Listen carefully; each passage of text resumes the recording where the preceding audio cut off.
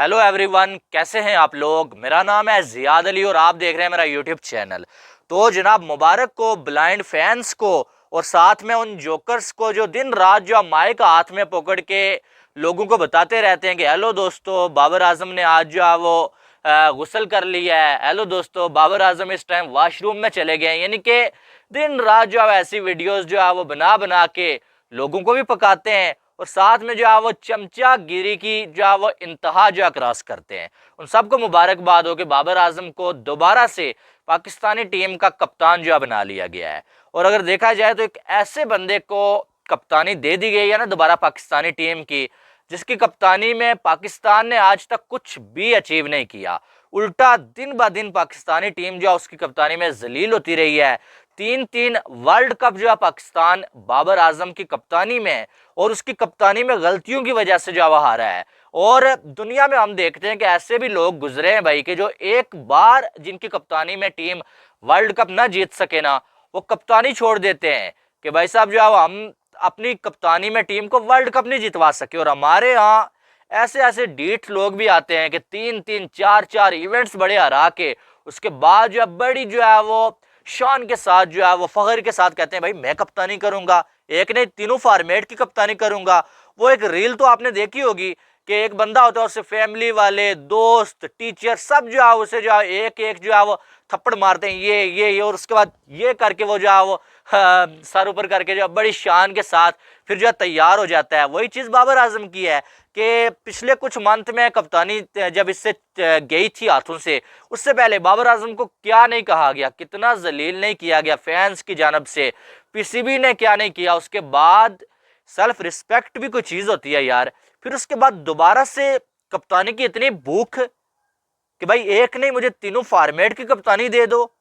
और वो बंदा ऐसा करे ना जिसने कोई एक आध इवेंट जितवाया और बंदे को लगे कि यार इसके साथ नाइंसाफी हुई है, ये डिजर्व करता है कप्तानी, वो समझने वाली बात है। एक बंदे ने अपनी कप्तानी में कुछ भी अचीव नहीं किया और उसके बाद वो बड़े फख्र के साथ कप्तानी मांग रहा है, ये मेरी समझ से बाहर है। और कुछ लोग ये कह रहे हैं कि बाबर आजम को निकाल के इसके साथ नाइंसाफी हुई थी, जका अशरफ ने जो है वो उसको पसंद नहीं था बाबर आजम, इसलिए उसने बाबर आजम को निकाला। ये तो मुझे नहीं पता कि बाबर आजम जका अशरफ को पसंद था नहीं था पसंद, लेकिन ये बात हकीकत है कि जब बाबर आजम को कप्तानी से हटाया गया था ना, बाबर आजम कप्तानी तब डिजर्व नहीं करता था। बाबर आजम ने क्या उखाड़ा हुआ था कि बाबर आजम को ना हटाया जाता कप्तानी से। और एक बंदे को कितने साल दिए जाते हैं, 5 साल आपको दिए गए, 5 साल में आप कुछ नहीं कर सके, 6-6 इवेंट्स आपकी कप्तानी में हम हार गए। तो उसके बाद जो है वो ये बात कहने का क्या मकसद बनता है कि बाबर आजम के साथ नाइंसाफी हुई है कप्तानी से हटा के।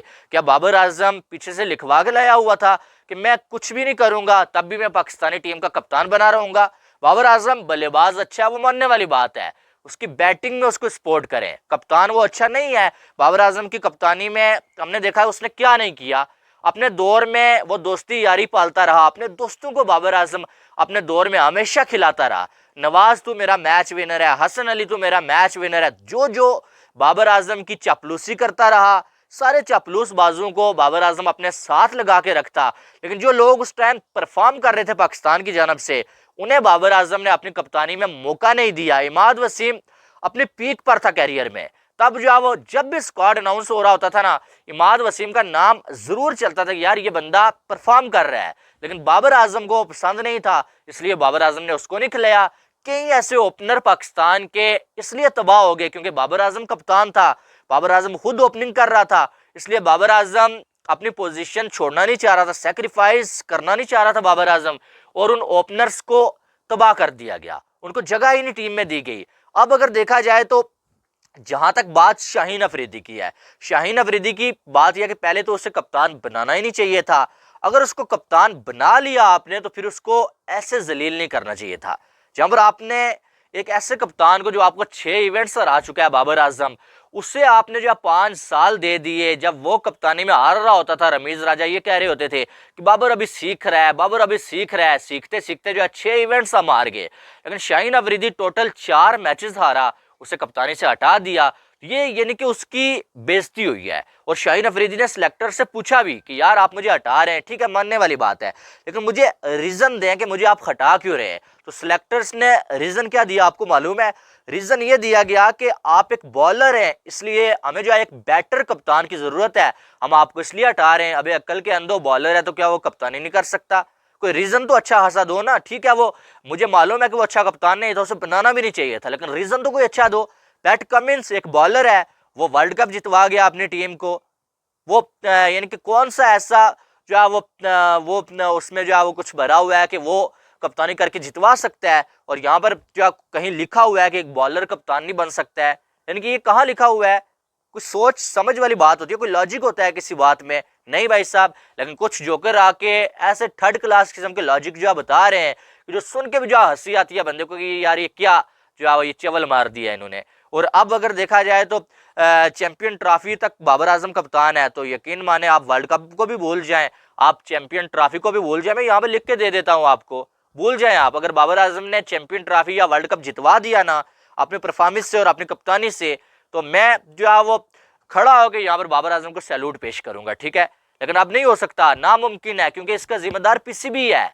नॉन प्रोफेशनल लोग आप जब रखेंगे ना फील्ड में, तो फिर आपके साथ ऐसा होगा। पहले भी जो जक्का अशरफ, उसका क्रिकेट के साथ कोई लेना देना नहीं था, उसे आपने रखा और उसने साथ में चमचे कुछ जो है जर्नलिस्ट लगाए हुए थे, उन जर्नलिस्ट ने उसको जो भी जो है वो दिए मशवरे दिए, उनको मान के उसने सब पाकिस्तान क्रिकेट की बर्बादी की। अब ये जो मोहसिन नकवी है, ये भी जो है नॉन प्रोफेशनल बंदा है, क्रिकेट के साथ उसका कोई लेना देना नहीं है, और उसको जब आप बाबर आजम के साथ वाले कुछ जो जोकर्स, कुछ जर्नलिस्ट, कुछ जो वो ऐसे लोग जिनकी चलती है, उनसे वो मशवरे ले रहा था। जाहिर है उसने बाबर आजम को कप्तान फिर बनाना ही था।